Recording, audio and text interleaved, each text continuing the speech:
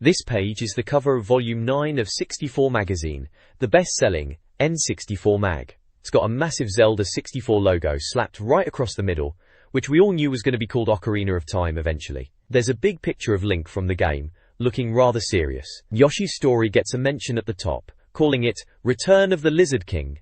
And there's a picture of Yoshi bouncing about.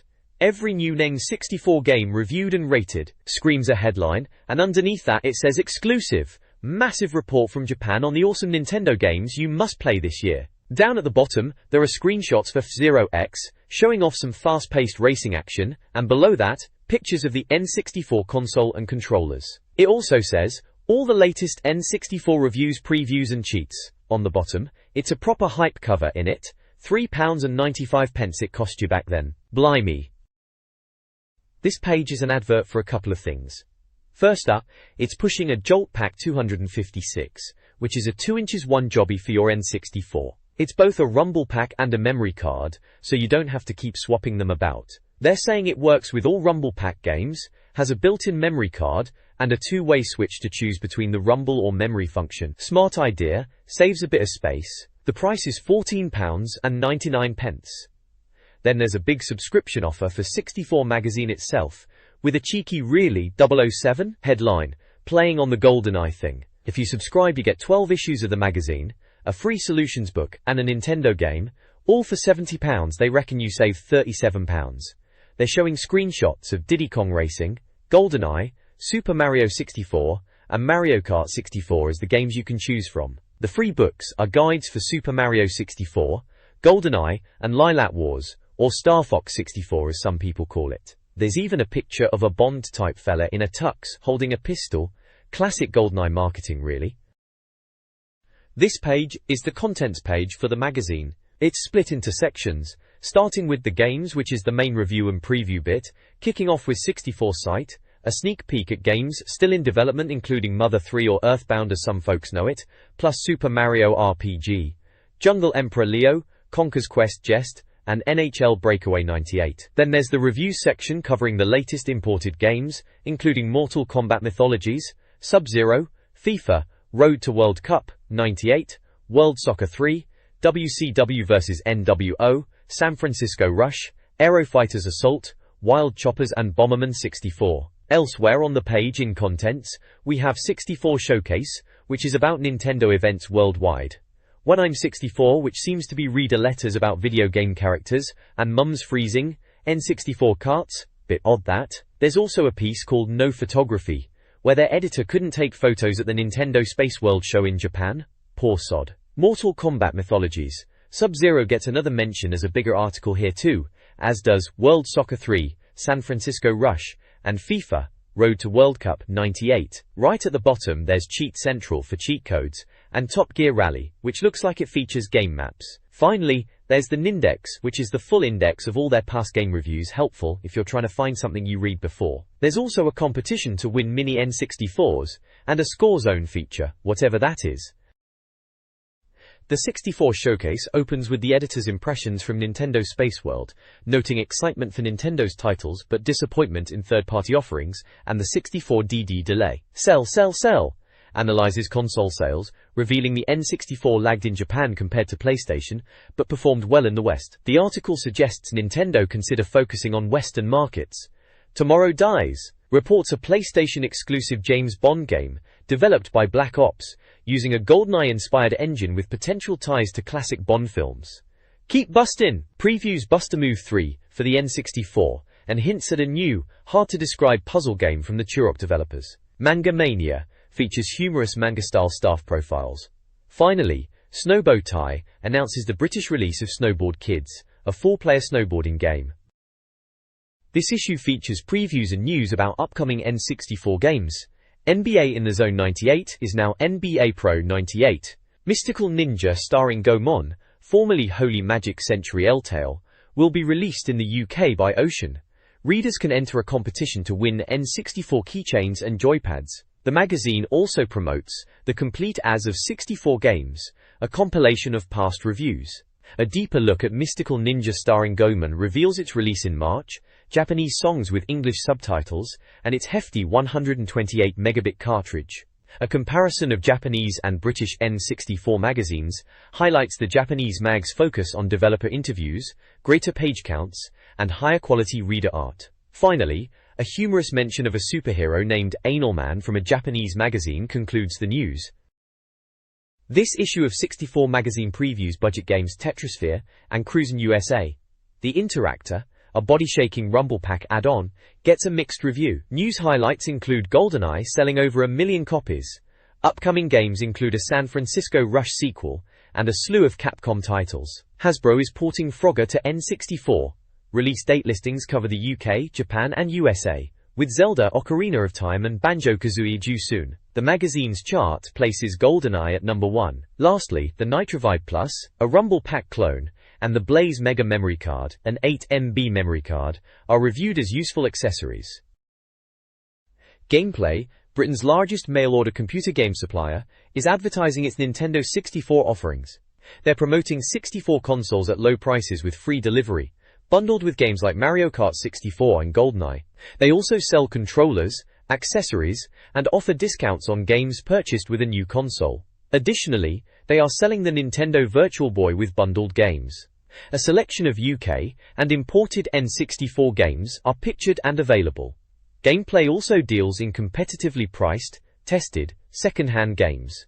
They offer a full mail-order service, accepting credit cards, charged upon dispatch, and pre-orders for new releases. Readers of When I'm 64 share their thoughts. Concerns include N64's video capabilities, cheats, memory cards, and the 64D. Comparisons are drawn to other magazines, with some praising the content while others seek improvement.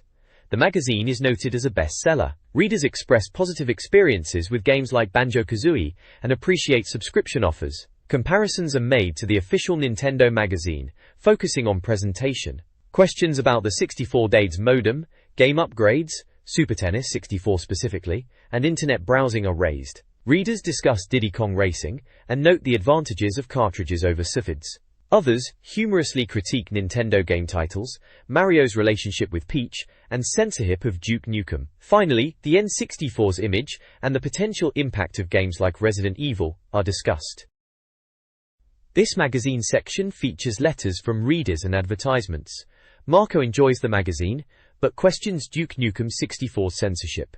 Joe's games were ruined by his mother, highlighting his loss of key N64 titles. Hawk champions the N64's superiority, listing its classics. John anticipates RPGs like Holy Magic Century Eltale. Amar defends the N64 against criticism. Following the letters, a "Got This?" section displays the console and controller and promotes the magazine and solution guides. Get These advertises 4 strategy guides, a yearly guide and individual guides for Super Mario 64, Lylat Wars, and GoldenEye. Contact information is provided for ordering guides and submitting letters. 64 site previews 3 upcoming 64DD games. Mother 3, an RPG, is highly anticipated as a potential system seller in Japan due to the popularity of RPGs there. Screenshots showcase various scenes, including a vehicle and interior. Super Mario RPG, also for the 64DD, aims to recapture the SNES game's fanbase with a 2D aesthetic. Video footage revealed familiar characters and diverse environments, like a tropical setting and spooky forest. Finally, Jungle Emperor Leo, Shigeru Miyamoto's next project, is a 64DD title inspired by Kimba the White Lion. The game promises a blend of Mario 64 and the Lion King, featuring visuals like water effects and a logo of the White Lion Cub. This page features a look at 3 upcoming games. First up is Conker's Quest from Rare, slated for a summer release. Apparently, this squirrely fella wasn't at the Space World show, but it was featured in Nintendo's promotional video. The preview talks about the different hats Conker can wear, like a mine helmet for dark areas, and a cowboy hat, and his ability to lob conkers at enemies. Screenshots show Conker in a bright, cartoonish world collecting acorns and facing enemies. Next we have NHL Breakaway 98 from Acclaim, expected in March. This is positioned as a challenger to EA Sports hockey games, and even references NFL Quarterback Club. Wayne Gretzky's name is mentioned, highlighting speed and extreme violence as key features. The screenshots show hockey action on the ice, and there's a small section showing the controller setup for the game. Finally, there's Jest Promotion, also planned for summer 1998. This game features jesters, and talks about a character called Jax who's a trainee jester. It's described as having puzzle elements and action, in a 3D landscape with atmospheric effects. Screenshots showed Jax navigating city environments, and some more abstract, desert-like levels. At Space World 97, Nintendo strictly enforced a no photography policy, frustrating attendees like Andy McDermott. Despite the restrictions, McDermott gathered information on the upcoming N64 lineup. The main attraction was The Legend of Zelda, Ocarina of Time, Toot, a demo showcasing combat, horseback riding, and early boss battles. While only 70% complete, the demo, including an opening scene featuring both young and adult Link, was impressive. Nintendo also presented the 64DD, though it wasn't playable, and showcased several games, including Gomon and Diddy Kong Racing. All presentations were in Japanese. The author concluded that Nintendo delivered a promising action-focused Zelda experience. The Space World report highlights the Zelda 64 demo, Ocarina of Time, as the show's standout title. Even in its incomplete state, the combat system was praised for its innovation, allowing quick switching between attack and defense, including two-handed sword techniques. Navi, Link's fairy companion, was introduced, and the article details the control scheme, explaining button functions for actions, items, and targeting. The demo showcased diverse enemies, from familiar killer plants to giant lizards and sand-swimming piranhafish. Addressing concerns about being a Tomb Raider clone, the article assured readers of the game's unique identity. Puzzle elements like bomb-activated secret passages were mentioned, emphasizing exploration. The graphics were considered realistic for the N64, promoting an immersive experience through non-linear exploration and hidden secrets. Screenshots provided a glimpse of the game's combat and item use. Gorensing. The next page continues the Space World report, touching again on Zelda 64, which they are now calling Zelda 64, Ocarina of Time, and reiterates the combat is spot on, easy to get into with the shield and weapon controls. Mastering the analog stick is key for those precise movements. They mention enemy attack patterns are fairly straightforward. Then it dives into Banjo and Kazooie, stating it's nearing completion, and is Rare's second-generation Mario-like adventure. Apparently, there was a gaggle of girls in yellow PVC shorts at the stand, which grabbed attention. They reckon the sound was a bit grating with all the squawking and yelling, but the camera is better than Mario 64, and the characters' different abilities add to the gameplay. It seems to play like Mario 64 but with more detail in the graphics.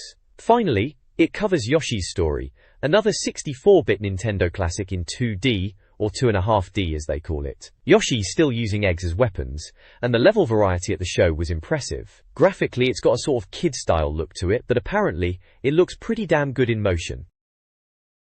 This page continues the Space World report, now focusing on F-Zero X, which they say is all about speed, and blimey, it looks it from the screenshots. They reckon you really feel the speed thanks to the 60 frames per second, making it much smoother than Extreme G. Apparently, the track edges feel less forgiving than in Extreme G, but the high frame rate helps with control. They're comparing it to driving a rocket-propelled Greyhound, which sounds about right for F-Zero. It's got 30 cars, 20 tracks and 8 characters, plus 4-player mode, and it's slated for a June 98 release. Moving on, there's a section called Ginza, which is apparently Tokyo's posh shopping district. Bit pricey for our writer it seems. He's on about the mysteries of pedestrian crossings, and how patient the Japanese are when waiting for the lights. He jokes about getting killed if you try and dash across when you shouldn't. Then there's a bit about Tokyo traffic and how busy it is but how smoothly it moves. Warrington Dorcas. Finally, at the bottom there's Chiba City Blues, quoting William Gibson's Neuromancer, and talking about Chiba as Japan's high-tech center. The writer seems a bit underwhelmed by Chiba, calling it a typical port town and not quite as cyberpunk as he expected, despite the monorail. He liked the name though, and the sky, apparently the sky was good.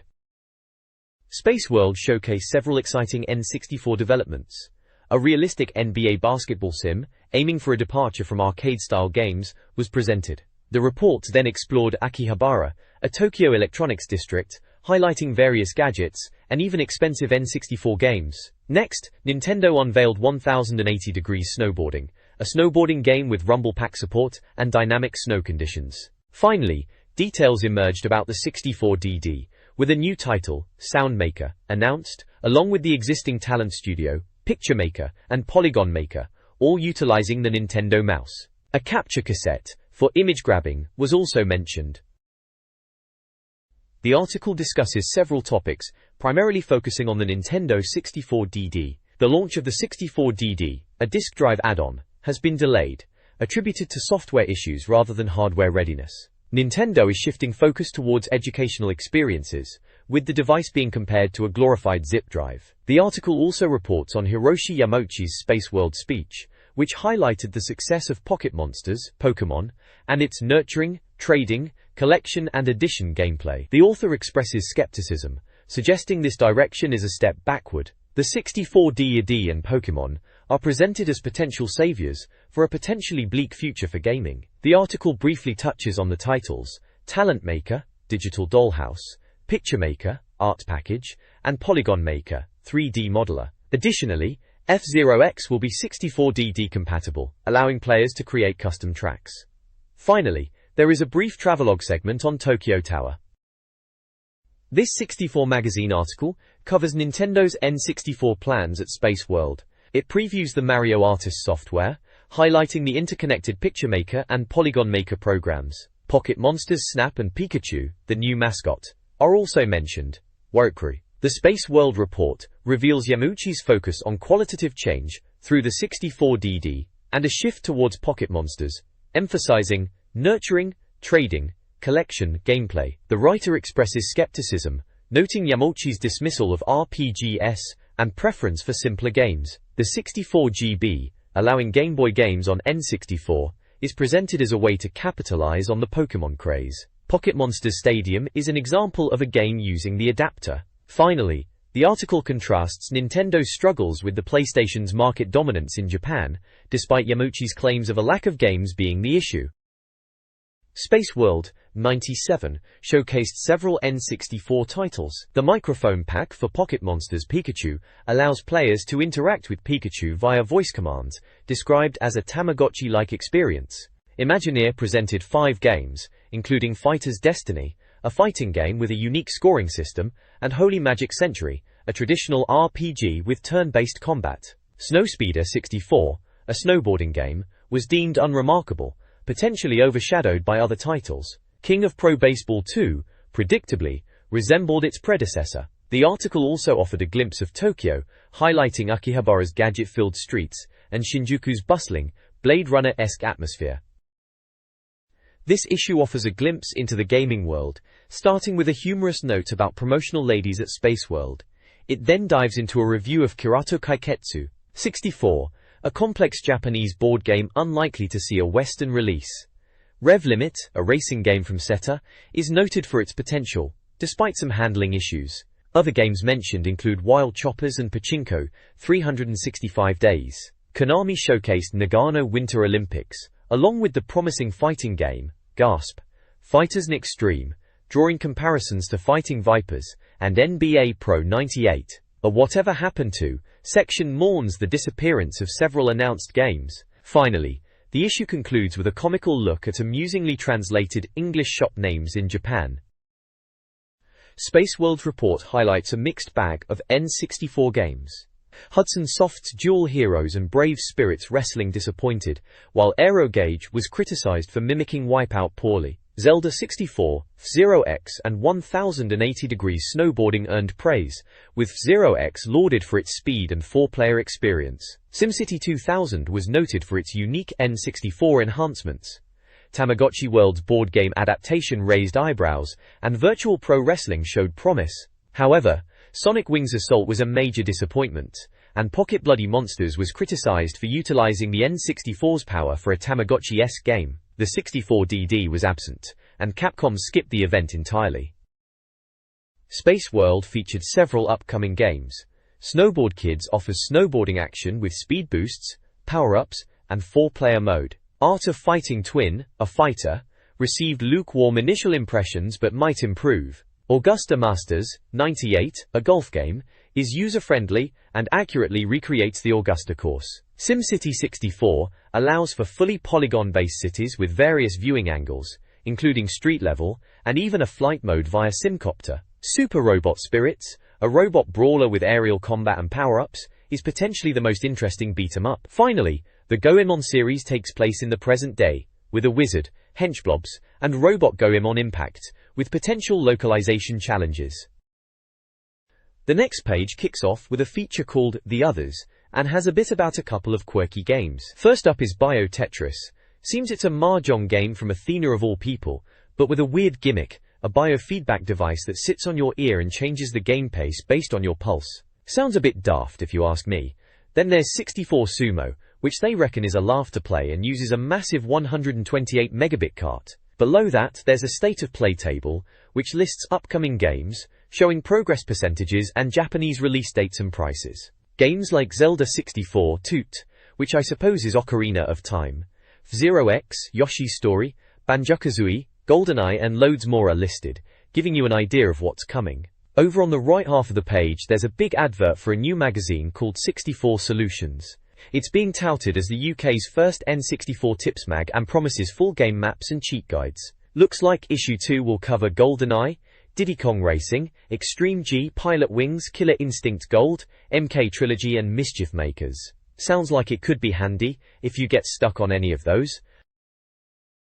64 Magazine's reviews section uses a strict scoring system with gold medal, 95% plus, for must-buys and Sizzler, 90 to 94% awards.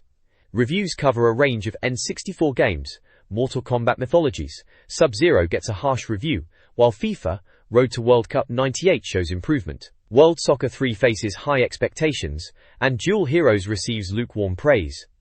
WCW vs NWO is surprisingly the best wrestling game so far. San Francisco Rush has questionable gameplay, and Aero Fighters Assault disappoints. Wild Choppers offers chopper action, while Bomberman 64 receives a light-hearted comment. The magazine assesses games based on graphics, sound, gameplay, and challenge, using N64 logos for ratings.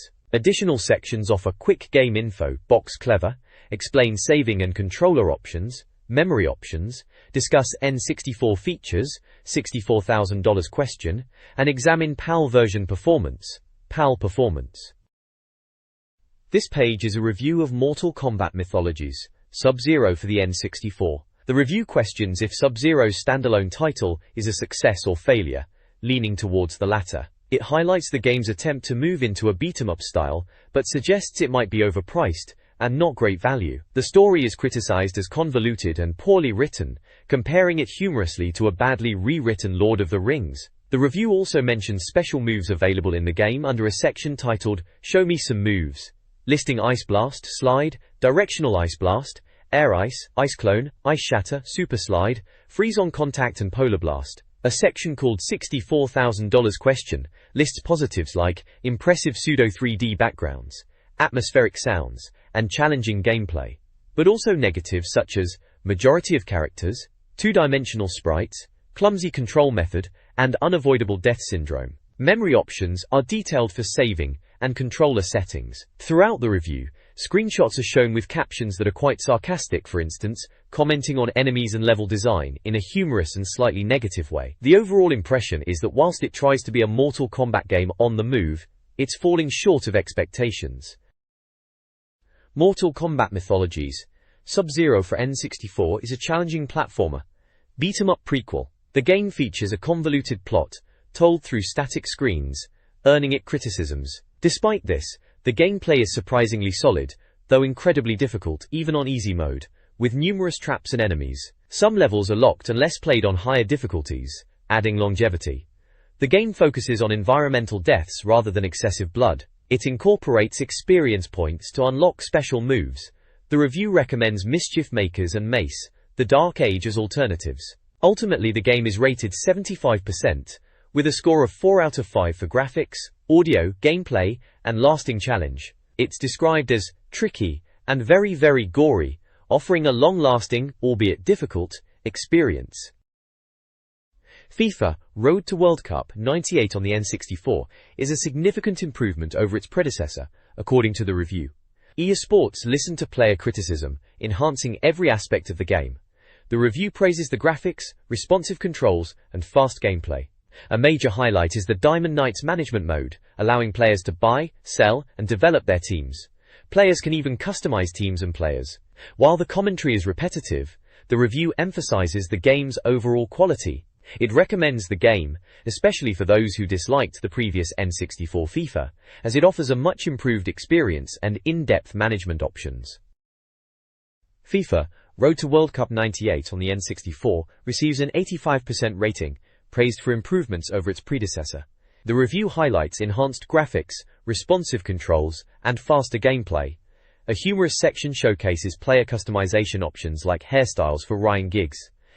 The Diamond Knights management mode, with its player trading and team building, is a standout feature. While the commentary can be repetitive, the game excels in customization and team selection. The review compares FIFA 98 to International Superstar Soccer 64, acknowledging its superior gameplay but highlighting FIFA's advantages in customization. The game earns 5 N64 logos each for graphics and gameplay, 4 for audio and lasting challenge, concluding with a positive endorsement and a nostalgic soundbite. Dia.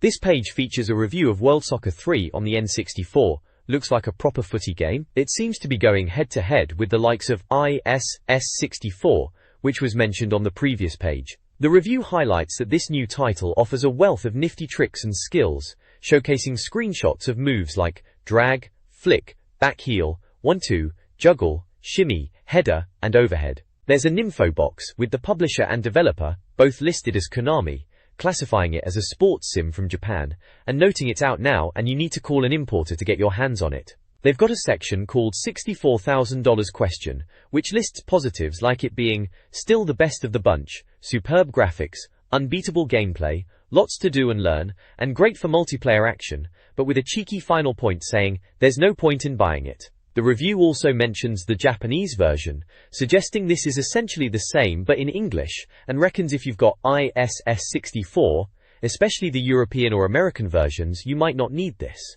It also touches on the J-League version from Japan and some of the differences. It's praised as a treat for football fans overall. Memory options are listed as none for memory and controller. Pack for saves of edited players and competition standings. This page is the review of World Soccer 3. They're highlighting how much harder it is to get past the keeper in this version, and the commentary is from Tom G from Kiss FM Kobe, which is alright even if it's the Japanese version. They mentioned that the English translation might have lost a bit in the process. Guimeli version. Moving on, they're talking about net profits, which seems to be about the variety of goals you can score, and they reckon a proper training mode would be a good shout. There's a funny bit about how the players look a bit strange, comparing them to aliens in wigs after escaping Roswell. Bit of a laugh there. There's a section called Eat My Shorts, which is all about the less subtle side of the game, showing funny examples of fouls like trip, shove, barge and sliding tackle with jokey captions. The bottom line box gives it a strong 86% overall, with top marks across the board for graphics, audio, gameplay, and lasting challenge. Alternatives mentioned are FIFA 98 and ISS64. And the soundbite says it's still the best franchise, but this particular version is really aimed at Japanese players. Overall, they seem to rate it as a proper treat for footy fans, even if the difficulty can be a bit all over the place, and it's considered better than FIFA 98 at the time. Sounds like a decent footy game for the N64, especially if you're after the Japanese flavor. This page is a review of Duel Heroes, another beat-em-up for the N64, and it doesn't sound like they're too impressed, opening with another completely arse fighting game. They reckon it's a rip-off of Sega's Virtua Fighter, but not in a good way, criticizing the button-bashing gameplay and lack of decent moves. They mention the graphics are a bit ropey with blurry backgrounds, and the sound isn't up to much either, just clanks and thuds. There's a bit about the characters, like Guy, Hana, Juye, Kumo, and others, and they're described as Power Rangers lookalikes. Apparently the game is dead easy too, just hammering buttons will get you through it, even the bosses like Jin and Gexor, so no real challenge there. The $64,000 question box lists decent animation as a positive, but then slams it for being way too easy, having garish graphics, bland sonics and limited moves, which about sums it up. The soundbite box says, not quite as bad as Clay Fighter, but not far off, which isn't exactly a ringing endorsement. There's a second opinion from Roy Kimber, who agrees with the main review, calling it awful, and saying it's only worth about 57 pence. They suggest Mace, The Dark Age and Killer Instinct Gold as better alternatives. The game scores pretty low across the board, 2 out of 5 Ns for graphics, audio, gameplay, and lasting challenge, and a dismal 28% overall. Sounds like one to avoid, mate.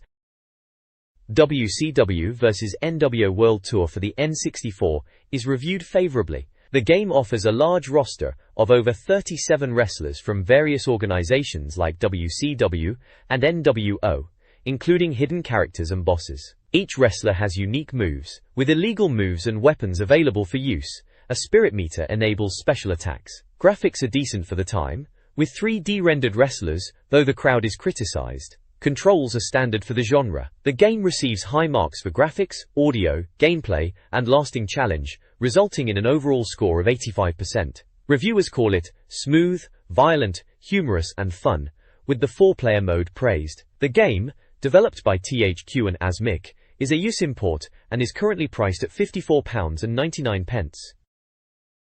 San Francisco Rush on N64 is a fast-paced, colorful racer with an emphasis on aerial gameplay. The review praises its vibrant graphics, though acknowledges they resemble a mid-range PlayStation title. Handling is described as sluggish, making tight turns difficult. The game features various cars, and the review suggests interesting vehicle additions, such as those from popular movies and TV shows. Save options include password and controller pack support. Players begin with 8 diverse vehicles, from basic Fords to a VW Beetle and camper van, all available in bright colors. 6 tracks, based on San Francisco landmarks, offer a total of 24 variations through backward and mirrored modes. This page features a review of San Francisco Rush for the Nintendo 64, giving it a respectable 75% overall. The review highlights the game's encouragement of exploration, noting that the most obvious routes aren't always the most interesting, and finding hidden shortcuts is key. It mentions collecting keys scattered around the tracks unlocks bonus cars, including a New York taxi, and these bonus cars are locked to the track you find them on, encouraging you to play all variations. The review points out the taxi is fast and robust. It does criticize the 2-player mode, stating that it can be annoying when crashes in 2-player mode whisk you further down the track, overtaking opponents, which they deem unfair but consistent. They summarize the game as a highly enjoyable, fast-paced racer, with great graphics for what it is, colorful cars and scenery, and top-notch gameplay, suggesting fans of games like Need for Speed 2 on the PlayStation will enjoy it. Ratings are shown with little blocks, with graphics getting 5, audio getting 4, gameplay and lasting challenge both getting 4.5. The control setup is detailed, showing the standard N64 pad controls. Alternatives mentioned are Automobili Lamborghini and Top Gear Rally. A second opinion box quotes another reviewer, Loz Cooper, who suggests that after getting past the initially poor controls, San Francisco Rush is more fun to play than Lamborghini, offering more longevity due to track variations and unlockable cars.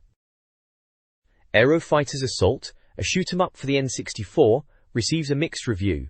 While the game, developed by Paradigm Entertainment and published by Video System USA, offers diverse aircraft with varying handling and weapons, the review criticizes its slow pace and jerky gameplay, hindering its potential. The game's strengths include detailed aircraft and a smooth 2-player deathmatch mode. However, the repetitive gameplay and obscuring explosions are major drawbacks. The review highlights the game's linear mission structure, reminiscent of arcade classics like Afterburner, but feels it falls short due to the pacing. Screenshots showcase cockpit views, deathmatch, and unique boss enemies. Ultimately, the review concludes that the game's slow speed prevents it from reaching its full potential. This page reviews Aero Fighters Assault. It's noted the game features planes with their own pilots, like the A-10 Thunderbolt, 2 piloted by Glenda, and the Su-35 Superflanker, flown by Volk. The review mentions that while the graphics are good with exploding buildings and detailed water effects, the game suffers from slow speed, described as like a hibernating hedgehog. The multiplayer deathmatch mode is praised for being faster and smoother than the single-player game. Betikoi. The bottom line section highlights the control layout using the N64 controller. The graphics and audio both receive a 4 out of 5 in rating, gameplay gets 3, and lasting challenge also gets 3. The overall score is 61%. The second opinion box adds that the game is too colorful and slow, comparing the speed to being chased by continental drift. There are screenshots of in-game action, showing cockpit views, explosions, and different environments like Tokyo and icy seas. The review also mentions alternative games, such as Wild Choppers and Lilat Wars. The soundbite sums up the game as Afterburner-style shoot-'em-up action, sadly marred by speed problems. Wild Choppers is a 3D helicopter shoot-'em-up similar to Desert Strike. The Japanese version features simple objectives: find and destroy targets. The review humorously acknowledges the language barrier in mission briefings. Gameplay involves challenging controls, using the analog stick for tilting and the D-pad for movement and speed.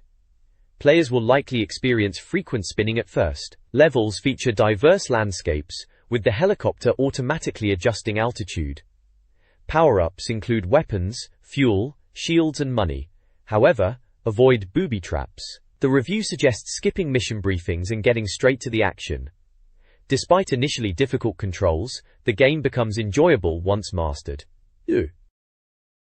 Wild Choppers on the N64, scoring 72%, is a helicopter shoot-'em-up similar to Desert Strike. Players choose from various choppers, each with unique weapon counts and star ratings that playfully mirror boot size or cup holders. The game features surprising missions, including defending a 737 and battling enemies. The controls, using the analog stick for aiming and the D-pad for movement, require some getting used to.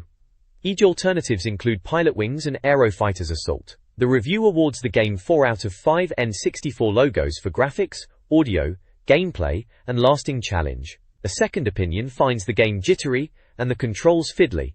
The final soundbite highlights the game's main flaw: its slow pace. This page is a review of Bomberman 64. This is the UK PAL version, after they reviewed the Japanese NTSC version back in issue 7. Apparently the speed and borders are pretty much the same, so no PAL conversion issues there. It mentions the English translation makes much more sense now, which is always a bonus. Graphically and audibly it's practically identical to the import version, so they are saying it's a straight conversion. The multiplayer mode is described as manic mental action, which sounds like chaotic fun. There's a section on memory options, and the controller layout is detailed too. They suggest alternatives like Super Mario 64 and Gambar Gomon if you fancy something similar. The game scores a solid 4 out of 5 N64 logos across the board for graphics, audio, gameplay, and lasting challenge, resulting in an overall score of 86%. Loz Cooper gives a second opinion, agreeing it's a great title and good fun in multiplayer. The soundbite at the end is pretty positive, saying Bomberman 64 has arrived on the N64, and it's here to stay. Cheat Central features codes for various N64 games. Diddy Kong Racing offers codes for game modifications, character changes, and unlocking characters like Drumstick and T. Duke Nukem 64 cheats, including invincibility and no enemies, are unfortunately only compatible with the US version. Aero Fighters Assault provides codes to unlock planes and alter character appearances. Top Gear Rally includes graphical modes like PlayStation Mode and Acid Mode, along with codes to unlock all tracks and view a hidden track. This page in 64 magazine is packed with cheat codes and game shop adverts. Starting off, there's info on how to unlock wrestlers in WCW vs NWO World Tour, such as Dallas Page, Glacier, Randy Savage and Wrath, by completing certain in-game modes. For Mortal Kombat mythologies, Sub-Zero, they've listed passwords for unlimited continues, lives, experience points, and even level skips. The bulk of the page is dedicated to Datal Action replay codes, covering a load of N64 games. Bomberman 64 gets infinite lives and credits, Extreme G has infinite turbos, and GoldenEye features infinite health and ammo across different levels like the dam and facility. For Hexen there's invincibility and infinite mana, and for Mario 64 and Super Mario 64, they've got codes for unlimited hats and no power gauge, plus some quirky ones like Bent Mario and Rubber Walls. Top Gear Rally players can get infinite time, and only need to do one lap to win. Sandwiched in between are adverts. Richland Solutions are flogging stereo converters for your N64 and active speaker systems to boost the audio. Visions is advertising their game shop, offering game exchange and stocking both import and UK games, accessories, and even USA N64 consoles. Finally, Madeira Games are shouting about their US N64 game specialism, boasting low prices on titles like WCW vs NWO, Gretzky 98, and NFL 98, alongside a range of peripherals and import services. 64 Magazine's Score Zone encourages readers to compete for high scores, aiming for bragging rights and publication. The article highlights specific levels in games like Diddy Kong Racing, Mario Kart 64, GoldenEye, and Duke Nukem 64, urging players to dominate. The Ultimate Player competition offers a Trident pad controller and memory card as prizes, with entry requiring a photo of a high score and player details, including region, PAL/NTSC, Advertisements on the page feature wild imports, selling PlayStation conversions and imports, Skill offering a range of US N64 games, and On the Edge promoting US and Japanese N64 games, with competitive pricing and next-day delivery, plus game exchange. The magazine also solicits advertising. This page presents a Here's Toby comic strip from Computer Exchange, showcasing a rather bizarre TV quiz show scenario. We see our host Raymond Prong putting contestants through the ringer for a solid gold prize. It's all a bit of a laugh, taking a poke at the games industry with jokes about PC lackeys and dodgy quiz show questions. The humor is quite dark, referencing things like police brutality and ridiculous product names. It finishes by cutting to commercial break, implying the whole thing is a bit much. Alongside the comic, there are job adverts from Computer Exchange for positions like Games/Hardware Price Analyst, Area Manager for Video Game Departments, Trainee Assistant Manager for PC Hardware Divisions, and Mail Order Sales. They're looking for folks with experience in the retail and gaming industry, particularly with PCS and hardware. Salaries are listed ranging from £9,000 up to £21,000, depending on the role and experience. They're also advertising their mail order service and store locations across London, Harrow and Birmingham, mentioning they accept credit cards and sell or buy games for cash. This page is a playing guide for Top Gear Rally on the Nintendo 64, titled Top Gear Rally: Coastline. It seems to be giving helpful tips for players struggling with the game. There are map sections and screenshots from the game itself, showing driving techniques. The guide is broken down into numbered sections, giving advice for different parts of the track. Number 1 is about taking the right-hand fork after the start for a shorter route. Number 2 highlights an early shortcut involving driving onto the beach. Number 3 points out a tricky shortcut involving a fence and field. Number 4 advises on navigating a tunnel, suggesting sticking to the right side. Number 5 warns about a jump after a tunnel, and suggests hitting it straight on to avoid crashing. For the jungle track, number 5 again, this time talks about swampy areas and cutting corners through puddles rather than open water. Essentially, it's a quick strategy guide to help players get around these tracks in Top Gear Rally a bit faster and smoother. This page continues the playing guide for Top Gear Rally, this time covering the desert and mountain tracks. The desert section highlights what a pain it is to drive, with flipping cars being a common occurrence, although it does mention a shortcut which is good to know. They're pointing out the hot air balloons, a standard feature in racing games back then, always a nice touch. There's a shortcut through the woods, where you need to dodge the trees, and at one point a choice of paths, with the left being better, as it avoids a slow corner. Moving on to the mountain track, they call it scenic and hilly, and rightly so. Apparently it's the most difficult to navigate, and they say there aren't really shortcuts, just different routes you can take. They're warning about the steep hills, a muddy section where brakes are essential, and a tricky chicane just before the finish line. The guide mentions a route choice, with right being easier but longer, and left being steeper and riskier. And finally it mentions the hairpin corners on this track, which are plentiful in this game. The strip mine track in Top Gear Rally is a massive, secret track with multiple route choices. Key strategies include navigating the initial dump truck choice. Left leads to the docks/quarry, right to the sewers. After the tunnel, hit the raised bridge straight to avoid spinning. Cutting across sandy areas saves time, but watch for obstacles like bulldozers. Choose between high and low roads through bends, with the high road generally faster, avoiding JCB tracks.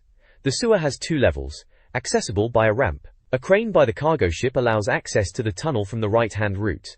A jump by the cargo ship offers a fun but ultimately pointless shortcut. Finally, decide how to handle the bulldozers and the final dump truck, weighing the risks of weaving versus taking detours or beach routes. This page is a right proper advert for a shop called Excitement Direct, flogging all sorts of gaming bits and bobs. They've got the Nintendo 64 itself for £89.99, and are pushing Diddy Kong Racing for just £39.99. Or if you buy a controller at the same time, you can get it for £23.99 a steal. GoldenEye 007 is there for £39.99 as well, along with FIFA Road to World Cup 98 for £45.99. Nagano Winter Olympics 98 is also featured at £40.99 or £49.99 if you want a memory card with it. They are banging on about controllers, with official Nintendo ones, and third-party pads like the Shark Pad and Super Pad, even arcade sticks and steering wheels. Rumble packs are there too, of course, can't be without a Rumble pack in those days. Games-wise, there's a stack of N64 titles listed, everything from Blast Corps and Bomberman 64, to Duke Nukem 64, and Lilat Wars, Mischief Makers and WCW vs NWO World Tour. Lots of driving games too, like Lamborghini 64 and Top Gear Rally. Pow. Down the side they've got Game Boy bits and pieces and even some PlayStation games like Time Crisis and Final Fantasy V2. A real mixed bag of retro gaming gold this page is. The next page is all about getting your hands on back issues of 64 magazine and signing up for a subscription. Issue 1 and Issue 3 are sold out, sadly, but Issue 2 has Star Fox 64, Blast Corps, and Turok all covered. Issue 4 features Banjo-Kazooie and GoldenEye. Issue 5 is Extreme G and MRC, while Issue 6 is also sold out, but it was all about Duke Nukem 64. Issue 7 has Diddy Kong Racing and Duke Nukem again, and Issue 8 features the racing game Automobili Lamborghini. There's a mega deal subscription going on. You can choose a subscription and get one of 4 games for just £40. Diddy Kong Racing, GoldenEye, Super Mario 64, or Mario Kart 64. Or there is another mega deal where you can get a game and a secret strategies and solutions book. You can subscribe for 6 issues, 12 issues, or the 12-issue mega deal. There's an order form to fill out if you want to subscribe or order back issues, with payment options for check/postal order or credit card. The Nindex provides ratings for N64 games. GoldenEye leads with a 96%, followed by Diddy Kong Racing and Super Mario 64 95%. Other top-rated games include Lilat Wars/Star Fox 64 94%, and ISS 64 and League Perfect Striker 93%. Games like Top Gear Rally and Duke Nukem 64 scored 90%. Lower scores were given to titles like Mortal Kombat Trilogy 55%, and the lowest rated games include Cruisin' USA and FIFA 64 25%, and Clay Fighter 63 and a third 13%.